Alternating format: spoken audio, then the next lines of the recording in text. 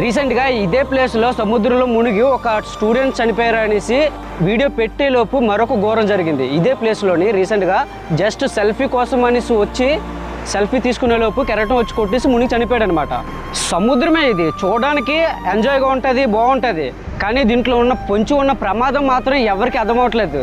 అది ఎన్ని వీడియోలో ఎన్ని రకాలుగా చెప్తున్నా కూడా ఎవరికి బుర్రకెక్కట్లేదు. సో చెప్పేది మీ లైఫ్ కోసమే, ఎంజాయ్ని ఇస్తుంది కాదనట్లేదు. కానీ ప్రమాదం అనేది పొంచి ఉంది, చూసుకోండి జాగ్రత్త అని చెప్తున్నా. జస్ట్ 5 నిమిషాలు 10 నిమిషాల ఆనందం కోసం టోటల్ లైఫ్నే నాశనం చేసుకుంటున్నారు. సో ఈ ఇన్సిడెంట్ ఎలా జరిగిందంటే ఒక ఫ్రెండ్స్తో పాటు అంటే ఈ ప్లేస్ అంతా కూడా ఏంటంటే ఇండివిజువల్గా ఉంటుంది. సెల్ఫీ అనేసి ఈ టైప్లో ఈ రాళ్ళ మీదకి వచ్చి ఇలా ప్రమాదం అయితే జరిగింది. సో చాలా వరకు ప్రమాదాలు ఈ విధంగా కూడా ఎక్కువగా జరుగుతున్నాయి. ఫ్రెండ్స్తో పాటుగా ఇలాగ వచ్చి ఏదో ఎంజాయ్మెంట్ చేసి డ్రింక్ చేసి వెళ్ళిపోదాం అనుకుంటారు. కానీ చాలా వరకు ఆల్మోస్ట్ 50-60% ఈ విధంగా ప్రమాదాలు జరుగుతున్నాయి. సో ఇదే డిసెంబర్లో యారాడ బీచ్లో 2 యువకులు చనిపోయి వాళ్ళ బాడీలు స్టిల్ ఇది ఫిబ్రవరి ఇప్పటి వరకు కూడా దొరకలేదన్నమాట. సో అలా అవ్వకుండా ఉండడం కోసం అనేసే మా ఈ ప్రయత్నం.